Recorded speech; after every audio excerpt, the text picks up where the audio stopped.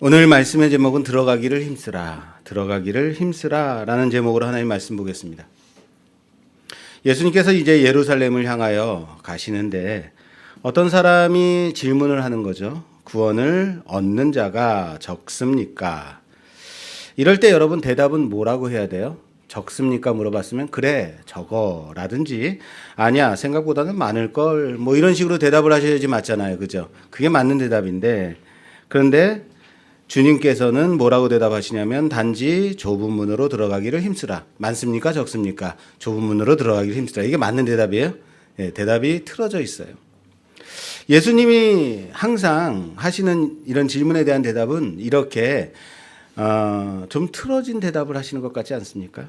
그러나 이것은 실제 질문이 틀렸기 때문에 질문을 고쳐주시는 거예요. 너희가 정말로 관심을 가져야 될 것은 구원 얻는 백성의 숫자가 몇 명이냐 이게 아니라 구원을 얻기 위한 몸부림이 무엇이냐. 틀린 질문에 대해서 바른 대답을 주시는 겁니다. 이 사람의 이 질문이요. 종말론적 구원, 다시 말해서 하나님의 나라에 들어가 영원한 삶을 얻는 사람들의 수가 많으냐 적으냐에 대한 이 질문은 당시의 유대 사회에 많이 퍼져 있던 유대인 사회에서 종교계 속에서 많이 퍼져 회자되던 질문이었습니다.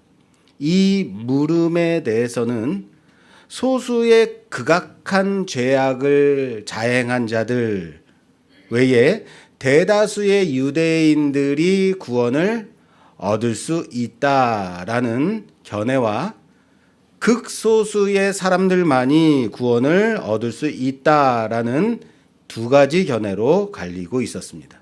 이거 물어본 거예요. 어떤 사람의 질문은 아마도 당시 많이 회자되던 이 질문에 대한 주님께서 어떻게 생각하시는가 물어보고 싶었던 거죠. 그런데 그 사람의 질문에 전제가 있어요. 이 질문한 사람 또한 유대 사회에 퍼져 있던 그 질문에 대한 전제가 무엇이냐면 구원을 얻는 자의 대상은 항상 유대인이다라는 거예요. 구원은 누구의 것이다? 유대인의 것이다. 주님께서 여기서 구원받을 사람이 많을 것이다 라고 말씀하셨다면 극악한 죄를 지은 자만을 제외하고 모든 유대인들은 구원을 얻게 될 것이다 라고 대답하시는 것이 되고 적을 것이다 라고 대답하셨다면 율법에 극심한 열심이 있는 특권 계층의 종교 지도자들에 속한 자들 그들만이 구원을 얻을 것이다 라는 대답이 되는 겁니다. 그 전제가 맞다 틀리다? 틀리다라는 겁니다. 그래서 주시는 대답이 뭐라고요? 뭐라고 대답하셨어요? 좁은 문으로 들어가라. 좁은 문으로 들어가기를 힘쓰라. 따라서 합시다. 좁은 문으로 들어가기를 힘쓰라. 이게 대답인 거예요.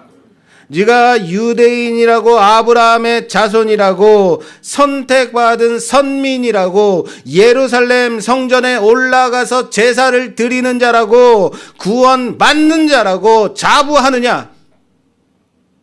구원을 따놓은 것이라고 생각하느냐? 착각하지 마라. 구원은 요한복음 1장 13절 말씀에 있는 것처럼 혈통으로나 육정으로나 사람의 뜻으로 나지 아니하고 오직 하나님께로부터 난 자들이니라. 아멘. 혈통과 육정에 있지 아니한 것이다 라는 겁니다. 그럼 여러분 좁은 문으로 들어간다라는 좁은 문으로 들어가기를 힘쓰라라는 것은 무엇일까요? 무언가 구원을 얻기 위해서 힘을 써야 되는 게 있다는 얘기인가요? 다시 말해서 내가 해야 되는 것, 힘을 써서 열심히 무언가를 해야 되는 것이 있다는 것인가? 내가 무언가를 해야만 구원을 얻을 수 있는 것인가?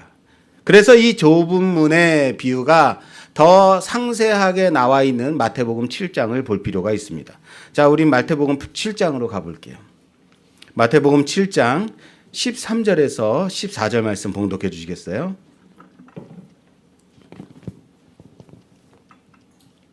좁은 문으로 들어가라.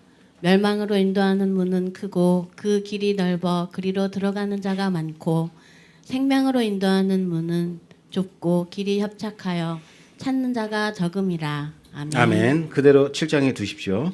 자, 이 비유는 마태복음 5장부터 7장까지 이어지는 산상수훈의 결론부에 해당하는 비유입니다. 그리고 좁은 문 비유에 연이어서 여러 비유들로 결론을 짓고 있다라는 겁니다. 각각 생명과 멸망의 두 가지를 대조하는데요. 이 비유들을 보면 멸망의 넓은 문과 생명의 좁은 문을 대비하고 있는 거죠. 그리고 바로 이어서 15절에 보면 좋은 열매 맺는 나무와 나쁜 열매 맺는 못된 나무를 비유를 하십니다. 그거 볼까요? 17절에서 18절 말씀. 이와 같이 좋은 나무마다 아름다운 열매를 맺고 못된 나무가 나쁜 열매를 맺나니 좋은 나무가 나쁜 열매를 맺을 수 없고 못된 나무가 아름다운 열매를 맺을 수 없느니라. 아멘. 아멘. 자, 그리고 이어서 입으로 주여 주여 하면서 하나님의 뜻을 행하지 아니하는 자와 행하는 자가 대조되어 나오게 됩니다. 그리고 마지막 비유가 반석 위에 집을 짓는 자와 모래 위에 집을 짓는 자를 대조하게 됩니다. 이 서로 대조하고 있는 비유를 보게 되면 보십시오. 넓은 문, 나쁜 열매, 맺는 나무, 그리고 모래 위에 지은 집을 모래 위에 집을 짓는 사람을 대조하고 있는 거죠. 지금 이것이 하나의 맥락으로 가고 있는 거예요. 그리고 이들은 뭐냐면 말씀을 듣고도 그대로 행하지 아니하는 사람을 말하고 있습니다. 반대로 좁은 문, 좋은 열매 맺는 나무, 반석 위에 집을 지은 사람은 뭐죠? 말씀을 듣고 그 말씀 그대로 행하는 사람을 말하고 있습니다. 여기 좁은 문으로 들어가는 사람은 반석 위에 집을 짓는 것 같이 그것이 어렵지만 말씀 그대로 행하는 자들을 말하는 것입니다. 그러므로 산상수훈의 결론이 무엇이냐면 말씀을 듣고 그대로 행하는 자가 복된 자임을, 생명을 얻는 자임을, 그리고 구원 얻는 자임을 말씀하고 있다라는 것. 이것이 산상수훈의 결론이에요. 이 개념을 가지고, 이 결론을 가지고 누가복음의 좁은 문 비유와 서로 비교해 가며 보게 되면 누가복음에서는 마태복음 7장에서보다 짧지만, 좁은 문 비유가 짧지만 그 내용을 확대하고 다른 면을 강조하고 있음을 알 수 있습니다. 마태복음에서의 좁은 문, 생명으로 인도하는 문은 좁고 그 길이 협착하여 찾는 자가 적다라고 되어 있습니다. 찾는 자가 적은 겁니다. 다시 말해서 사람들이 찾지 못한다라는 겁니다. 그래서 그리로 들어가는 자가 많다 적다? 적다. 왜? 찾지 못하기 때문에. 그래서 마태복음은 사람들이 좁은 문을 찾으려고 하지 않고 넓은 문으로만 들어가려고 한다. 집을 지을 때도 마찬가지로 모래 위에 짓는 것이 쉽겠습니까? 반석 위에 짓는 것이 쉽겠습니까? 모래란 말이에요. 모래 위에 쉽게 지으려고만 한다 라고 말씀하세요. 마태복음의 좁은 문은 사람들이 찾지 않음으로 들어가는 자가 적은데 그 중심 내용이 있습니다. 사람들이 들어가지 않는 이유는 찾기 어렵기 때문에 사람들이 찾으려고 하지 않는다라는 것이 중심이라면, 누가복음에서는 사람들이 그 좁은 문으로 들어가려고 해도 들어갈 수 없다라는 거예요. 다시요. 마태복음에서는 찾지 못하기 때문에, 찾는 사람이 적기 때문에 사람이 적다면, 누가복음에서는요, 들어가려고 해도 어떻게 된다는 거예요? 들어가려고 해도 들어갈 수 없다고 말씀하시는 거예요. 거기에 차이가 있습니다.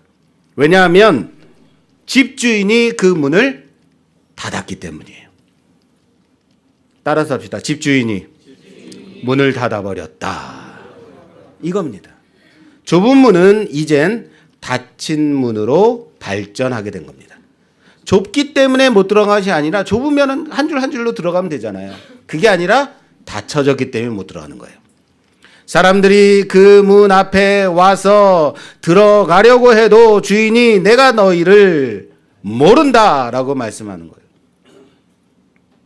본문을 자세하게 보게 되면 좁은 문으로 들어가지 못한 사람들이 와서 자신들은 당연하게 그 문으로 들어가리라고 생각하고 있었다라는 것을 알게 됩니다. 우리는 당연히 이 문으로 들어가는 자들이야 라고 생각하고 왔는데 못 들어가게 된 상황을 말하고 있는 겁니다.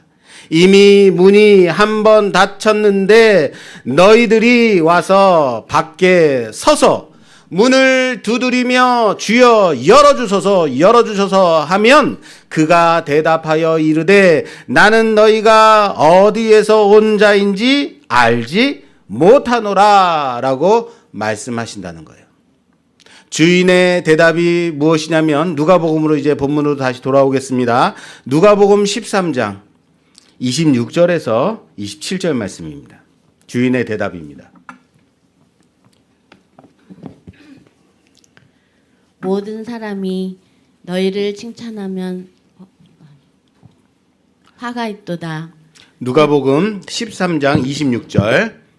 그때에 너희가 말하되 우리는 주 앞에서 먹고 마셨으며 주는 또한 우리를 길거리에서 가르치셨나이다 하나 그가 너희에게 말하여 이르되 나는 너희가 어디에서 왔는지 알지 못하노라. 행악하는 모든 자들아 나를 떠나가라.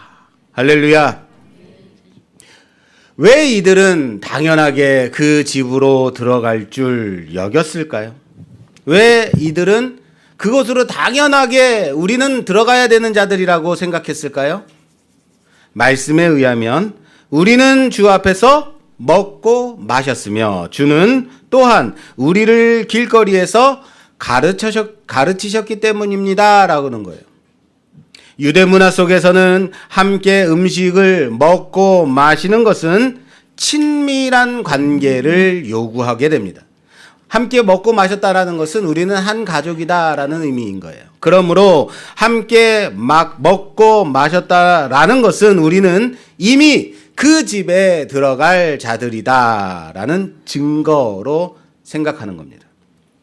그리고 그들이 주장하는 것 뭐죠? 주님께서 길거리에서 우리에게 가르쳐 주시지 않았습니까? 라고 말하는 것. 그래서 마태복음 산상수훈의 결론이 필요한 겁니다. 마태복음 산상수훈에서는 뭐라고 결론을 지었다고요? 말씀을 들었음에도 말씀을 들었느냐? 가르치심을 받았느냐? 그러면 그렇게 행하여 좋은 열매를 맺었느냐? 그래서 반석 위에 집을 지었느냐? 그러므로 너희가 아무리 나더러 주여 주여 부른다고 다 천국에 들어갈 것이 아니다. 다만 하늘에 계신 내 아버지의 뜻대로 행하는 자라야 들어가는 거다 라고 말씀하시는 거예요. 먹고 마셨다고 예수를 믿었다고 착각하지 마라 라는 얘기예요. 아무리 주여 주여 우리가 주의 이름으로 선지자 노릇하며 주의 이름으로 귀신을 쫓고 주의 이름으로 많은 권능을 행하지 아니하였나이까 하여도 단지 불법을 행한 자들일 뿐인 겁니다. 지금 예배를 드리고 있는 우리 또한 내가 예배를 드리는데 진정으로 하나님의 말씀에 따라서 그 말씀을 행하며 좋은 열매를 맺으며 반석 위에 집을 지으며 예배를 드리고 있습니까? 혹시 이곳에 예배를 드리시는데 언제쯤 복지콜을 불러야 복지콜이 될 것인가 라고 생각하고 계산하고 있다면 제대로 된 예배가 아닌 거죠. 예수님은 나는 의인을 부르러 온 것이 아니다. 죄인을 불러 회개시키려고 왔다라고 말씀하셨습니다. 회개하지 않는다면 말로만 주여 주여 하는 자일 뿐인 겁니다. 주님이 가르치신 말씀대로 하나님 아버지의 뜻대로 행하는 자여야 한다는 사실을 믿으시기를 바랍니다. 하나님 아버지의 뜻대로 행하는 자들, 이들이 바로 구원받는 백성입니다. 자, 옆에 계신 분하고 인사하죠. 하나님의 뜻대로 행하는 자가 됩시다. 그런데 이들이 이렇게 당연히 자신들은 그리로 들어갈 줄 여기고 생각했던 그 근거가 그들의 출생에 있습니다. 그들은 바로 아브라함의 자손들이기 때문인 겁니다. 아브라함의 자손이면 말씀대로 행하지 않아도 좋은 열매를 맺지 않아도 되는 것일까요? 문 밖에 있는 자들이 아브라함의 자손으로서 세습된 신분을 가지고 있다고, 우리들은 이미 아브라함의 자손이기 때문에 라고 믿기 때문에 이들은 그런 착각을 하고 있었다라는 겁니다. 아브라함과 조상들은 안에 있고 나는 밖에 있습니다. 이들에게 지금 필요한 것이 무엇일까요? 세례 요한의 그 외침입니다. 회개에 합당한 열매를 맺으라.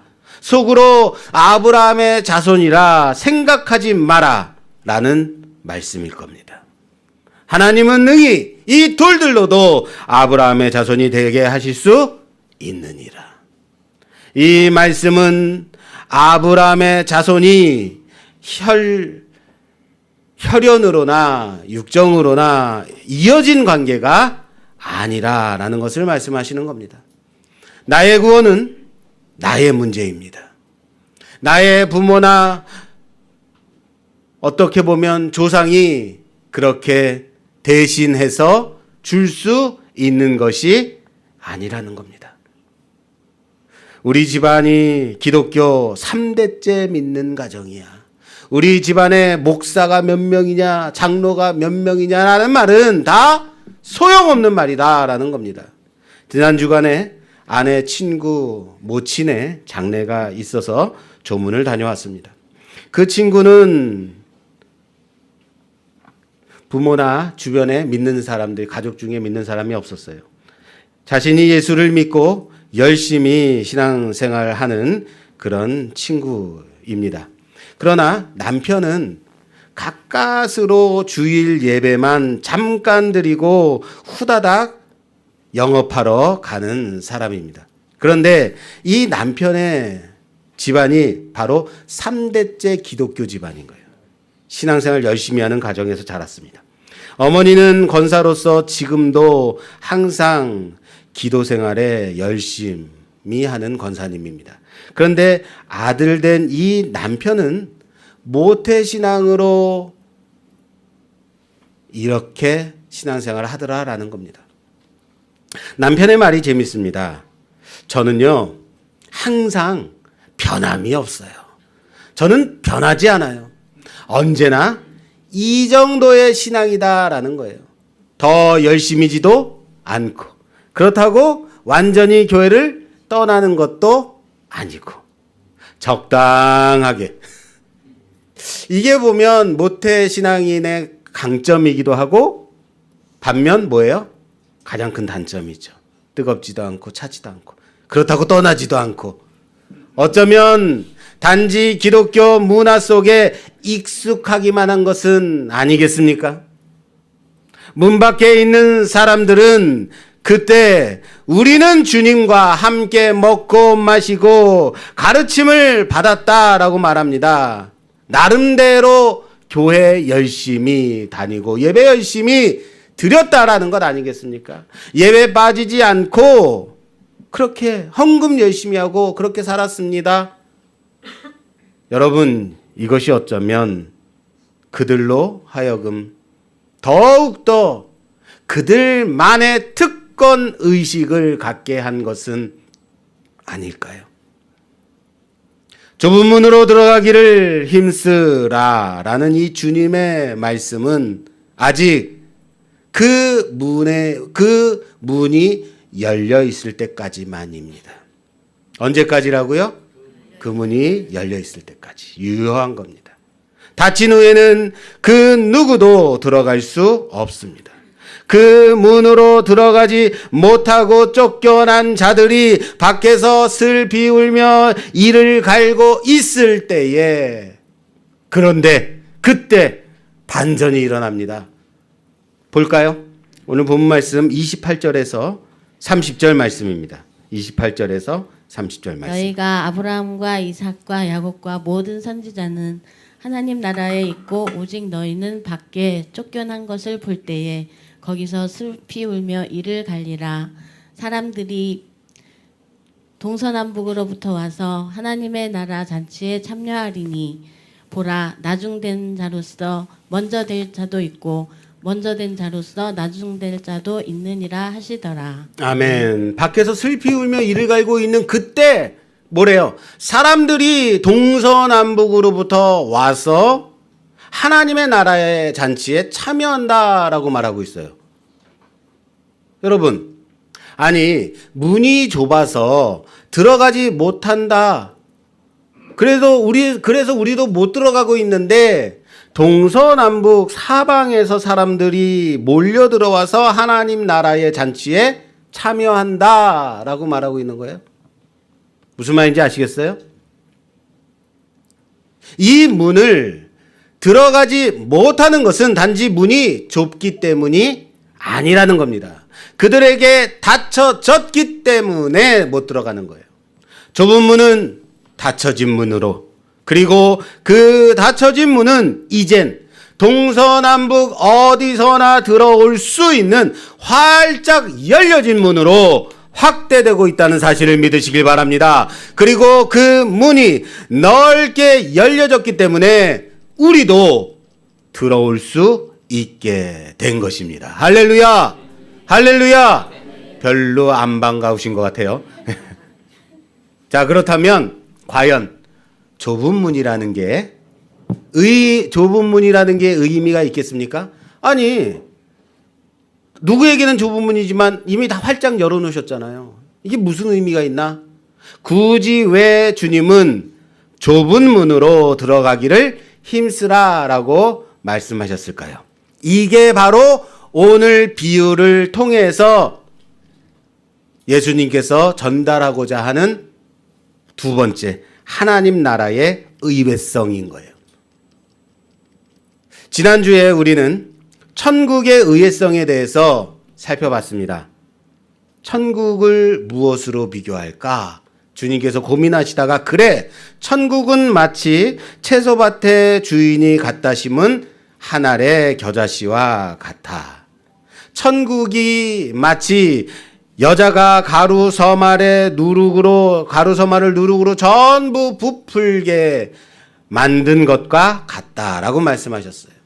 너희가 쓸데없다고 하는 겨자씨 한 알이 채소밭에 심겨져 큰 나무로 자라 공중의 새들이 그곳에 깃들인다. 너희가 채소밭에는 채소만 있어야 된다고 생각하고 다른 것들은 특별히 잡초와 같은 겨자씨는 무시하고 필요 없다, 제거하려고 하는데 천국은 바로 그런 곳이 아니다. 너희가 부정하다고 하는 저 하나님께 드릴 수 없다고 생각하는 누룩이 모든 가루를 부풀게 한 것과 같은 바로 그곳이 천국이다라고 말씀하시는 거예요. 너희는 부정하다고 저 18해 동안 귀신에 사로잡혀 조금도 그 구부러진 허리를 펴지 못하는 여인을 안식일에 고쳤다고 쌍심지 켜고 달려드느냐? 저 귀신 들린 여자는 이 회당 안으로는 절대 들어오지 못한다. 부정하니까. 귀신 들렸으니까. 그래서 천국은 저런 자들이 조금도 없다라고 생각하는 그런 너희의 생각은 잘못된 것이다. 하나님의 나라는 너희 생각에 들어갈 수 없다고 판단하고 정죄하는 자들로 도리어 하나님의 나라를 가득 충만히 채우고 있는 곳이다. 그게 천국의 의외성이라고 그랬어요. 너희는 왜 너희 외에 다른 자들이 천국에 들어오는 것을 못마땅히 여기느냐? 왜 너희가 하나님 나라에 들어가 있는 것이 당연하다고 생각하느냐라고 말씀하시는 겁니다. 너희가 필요 없다고 부정하다고 정죄하는 한 알의 겨자씨와 같은 누룩과 같은 이 아브람의 자손된 여자같이 말이다. 그리고 오늘은 그 천국의 의외성의 두 번째 말씀을 주시는 거예요. 천국의 의외성 두 번째입니다. 지난주에 제가 천국에서 놀랄 세 가지를 말씀드렸어요. 뭐였죠? 설교도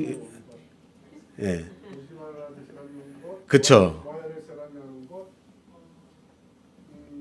세 번째가 제일 중요한데 그렇죠. 그렇죠. 가장 놀라운 거는 저 사람은 여기 올 사람이 아닌데 와 있다는 거예요. 그리고 꼭 와야 될 사람이 이상하다 왜 어디 있지? 없다는 거예요. 가장 놀라운 건 뭐예요? 내가 거기 있다는 거예요. 자, 오늘도 제가 천국에 대한 예화를 하나 가지고 왔습니다. 한 장로가 천국에 올라갔습니다. 잔치가 아주 멋지게 열려져 있는 거예요. 많은 사람들이 잘 차려진 잔치 음식을 맛있게 먹으면서 즐기고 있는 겁니다. 야, 그래. 나도 한번 맛있게 먹어봐야겠다 하고 자리에 앉았습니다. 그랬더니 음식을 가져다 주는 선사가 짜장면 한 그릇 주고 가버리는 거예요. 아니, 저 사람들은 저렇게 맛있는 음식을 잔뜩 차려놓고 먹고 있는데 왜 나한테는 짜장면 한 그릇만 주는 거예요? 라고 따졌어요. 그랬더니 그 천사가 하는 말이 당신은 감사한 줄 알아요. 짜장면 한 그릇 먹는 거 감사한 줄 알아야 돼요. 당신 담임 목사님은 짜장면 배달 갔어요. 라고 말하죠. 이 목사는 저는 아닙니다. 무슨 말인지 아시겠어요? 지금 오늘 본문이 바로 그 얘기하는 거예요. 나는 당연히 천국에 들어간다고 나는 당연히 천국에 들어간 줄 알고 룰루랄라 휘파람 불며 그 문 앞에 섰는데 내가 그 앞에서 들어가지 못한다면 이건 충격을 넘어서 경악스러운 일 아닙니까? 왜 우리가 평생을 예수를 믿고 왜 우리가 평생 교회를 다니며 이렇게 추운 날까지도 고생하면서 예배를 드렸는데요. 두 번째 천국의 의외성, 내가 그곳에 들어가지 못한다면. 물론 천국은 믿음으로 가는 곳입니다. 따라서 합시다. 천국은 믿음으로 가는 것이다. 나는 천국에 가나 못 가나 라고 말한다면 이건 믿음 없는 거야 라고 말할 수 있어요. 그런데 지금 그 얘기하는 게 아닙니다. 뻔히 들어갈 줄 알고 있는 너희가 그 문 앞에서 들어가지 못하고 쫓겨간다면 인 거예요. 그제야 슬 비울며 이를 갈고 있게 되는 겁니다. 그제야. 오늘 본문의 시작이 어떤 사람이 예수님께 와서 묻습니다. 구원받는 사람이 적습니까? 묻는 것으로 시작이 되죠. 그리고 이 본문 앞에 지금까지 이 질문 앞에는 어떤 내용들이 있었냐면 계속해서 누가 하나님 나라에 들어갈 것인가에 대한 주님의 말씀이 있었습니다. 과연 누가 하나님 나라에 들어갈 수 있는 것인가? 그리고 그에 대한 대답이 바로 오늘 말씀인 거예요. 좁은 문으로 들어가기를 힘쓰라. 따라서 합시다. 좁은 문으로 들어가기를 힘쓰라. 그게 주님의 대답입니다. 원문은 현재 진행형 수동태입니다. 현재 진행형. 지금도 진행이 되고 있다라는 거예요. 주님 구원받을 자가 적습니까? 하는 이 질문은 여전히 우리 삶 가운데 진행되고 있는 미래에 이루어질 구원이 오늘 우리의 삶 속에서 아주 밀접하게 연관되고 있음을 보여주는 겁니다. 그래서 사도 바울이 뭐라고 말씀하셨냐면 빌립보서 2장 12절 말씀에 그러므로 나의 사랑하는 자들아 너희가 나 있을 때뿐 아니라 더욱 지금 나 없을 때에도 항상 복종하여 두렵고 떨림으로 너희 구원을 이루라. 너희 구원을 뭐 하라고요? 이루라 라고 말씀하셨던 겁니다. 오늘 예수님의 말씀 중에 명령어는 단 하나. 너희는 좁은 문으로 들어가기를 힘쓰라 라는 하나밖에는 없습니다. 그리고 모든 것은 미래형을 사용하고 있다라는 거예요. 현재 우리에게 주시는 명령은 힘쓰라라는 겁니다. 그리고 그 외의 모든 단어들은 미래형을 쓰고 있어요. 이것을 통해서 본문의 마지막 절 30절 말씀을 이해하게 되면 오늘 본문의 진의를 알게 됩니다. 30절 말씀이 뭡니까? 보라, 나중된 자로서 먼저 될 자도 있고 먼저 된 자로서 나중될 자도 있느니라 라는 말씀입니다. 여러분 어떻습니까? 이 말씀을 보면 어떤 것이 떠올라요?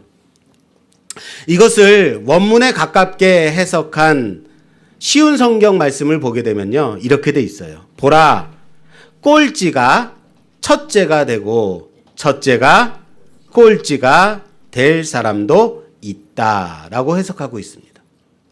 우린 단지 먼저 된 자로서 나중될 자도 있고 나중된 자로서 먼저 될 자도 있다라는 이 말씀으로만 보게 되면 흡사 무엇을 생각하냐면 줄 서 있는 것으로 생각해요. 이해되세요? 문이 좁아. 그러니까 줄을 서서 쫙 들어가야 되는데 먼저 온 사람이 나중에 들어가고 나중에 온 사람이 먼저 들어가는 순서가 바뀔 수 있다라고 생각하죠. 그렇게 생각한단 말이에요. 그런데 천국은 줄서기가 아닙니다. 이렇게 보게 되면 지금 이 말씀은 치열하게 경주하는 달리기가 연상이 돼야 돼요. 뭐가 연상이 돼야 된다고요? 달리기요. 달리기에서 아무리 지금 맨 앞에서 첫째로 달리고 있다 하더라도 끝까지 첫째가 되리라는 보장이 없습니다. 도리어 뒤에 있는 꼴찌는 열심히 달려서 한 사람 한 사람 그 앞에 있는 사람을 최선을 다해 제끼다 보면 1등까지 갈 수 있는 겁니다. 첫째가 방심하게 되면 말입니다. 줄을 서는 때 차례차례로 서는 것이 맞습니다. 중간에 누군가가 끼어들면 그것은 뭐예요? 새치기 하는 거죠. 잘못하는 거죠. 그러나 달리기의 경우는 다릅니다. 달리기는 끝까지 안주하지 않고 끝까지 앞사람을 제치면서 달려가야 되는 겁니다. 그게 경주의 법칙입니다. 그래서 고린도전서 10장 12절 말씀은 그런즉 선줄로 생각하는 자는 넘어질까 조심하라 라고 말씀하시는 겁니다. 내가 선줄로 생각하느냐? 섰다면 넘어질 수 있다는 겁니다. 내가 해이해져 있고 방심하고 있을 때에 넘어지는 겁니다. 첫째가 꼴등되는 겁니다. 그리고 이것은 현재의 삶이 우리에게 얼마나 중요한지를 나타내 주는 주님의 말씀인 겁니다. 그날에는 후회해도 늦음으로 지금 결단하십시오. 지금 현재의 삶을 돌이키십시오. 우리는 예수님과 먹고 마시며 가르침 받는 자들이었습니다. 라는 이 자부심에 대해서 다시 한번 점검할 필요가 있는 겁니다. 과연 예배만 드린다고, 기독교 신앙만 가졌다고, 이 자리에 앉아 있다고 해서 저 하나님 나라에 내 자리가 당연히 준비되어 있을까? 방심하지 마십시오. 현재의 우리의 삶은 앞으로 얻게 될 구원을 이루며 살아가는 치열한 현장이어야 한다는 사실을 믿으시기 바랍니다. 그래서 오늘이라는 시간을 우리에게 주신 것은 아닐까요? 왜 오늘이 필요하죠? 이미 구원을 얻었는데 치열하게 경주하라고요. 과연 나는 그리스도인다운 그리스도인으로 살아가고 있는가? 회개에 합당한 열매를 맺으며 좋은 열매를 맺고 있는가?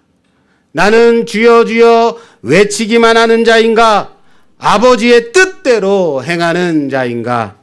반석 위에 집을 세우는 자인가? 모래 위에 설렁설렁 집을 세우고 있는 자인가? 점검해야 될 것입니다. 오늘의 말씀은 그들만이 아니라 그때 그 당시에 그들뿐만 아니라 우리 모두에게 주어지는 말씀이라는 사실을 명심하시고 신앙에 안주하지 마십시오. 여전히 우리는 신앙의 경주를 달려가는 자임을 놓치지 마십시오.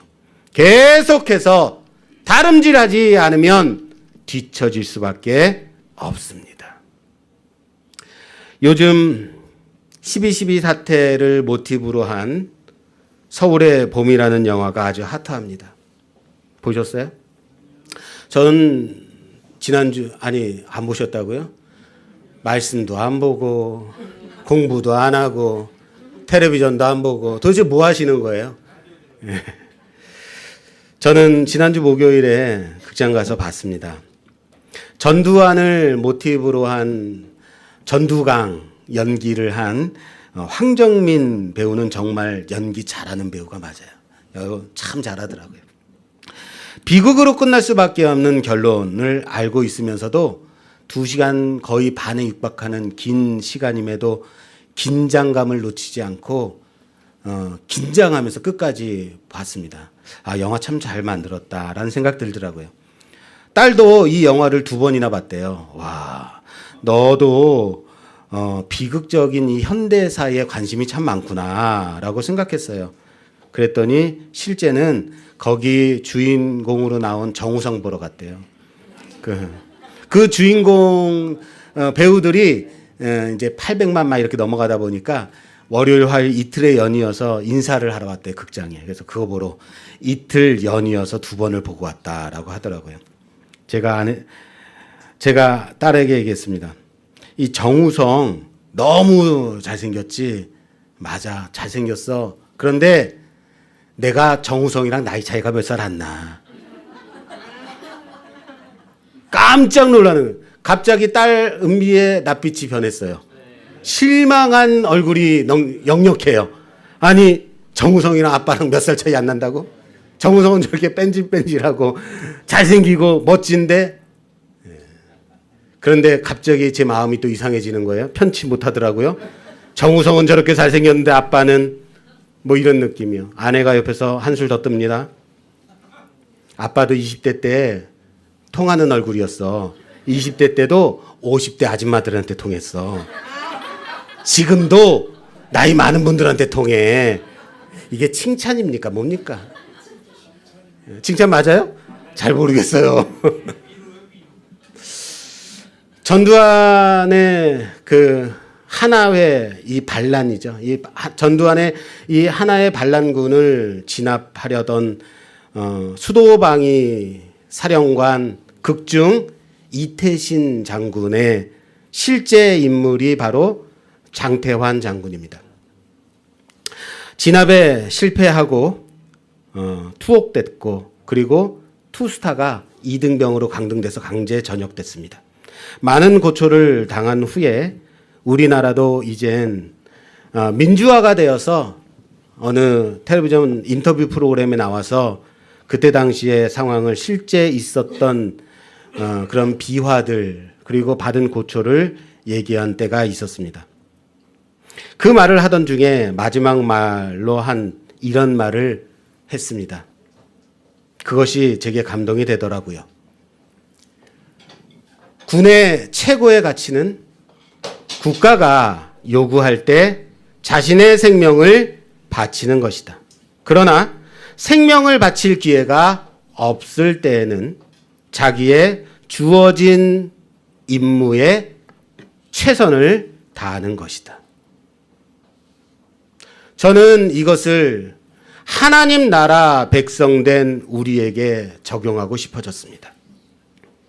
하나님 나라의 최고의 가치는 하나님이 요구하실 때, 하나님이 부르실 때에 내가 여기 있습니다 하고 나가 생명을 바치는 것입니다. 그러나 내 생명을 바칠 기회가 없을 때에는 평소 내게 주어진 삶의 그 자리에서 내게 맡겨진 그 사명을 최선을 다해 감당하며 살아가는 그것이어야 합니다. 그곳이 여기 말씀교회입니다. 그곳이 바로 여러분들의 가정입니다. 그것이 바로 여러분들이 근무하고 있는 그 직장이고 여러분들이 있는 그 자리입니다. 그리스도인으로 최선을 다하는 그 모습으로 살아가십시오. 경기는 아직 끝나지 않았습니다. 이 사실 잊지 마십시오. 내가 앞장섰다고 끝까지 앞장서는 게 아니라고요. 계속해서 치열하게 달리지 않으면, 진지하게 최선을 다해 달리지 않으면 뒤처져서 꼴등된 자의 자리에 있게 될 수도 있습니다. 명심하십시오. 우리에게 맡겨진 구원의 역사를 이룰 때까지 충성되이 오늘의 역사를 써가는 우리 모두가 되기를 주님의 이름으로 축원합니다. 축원합니다.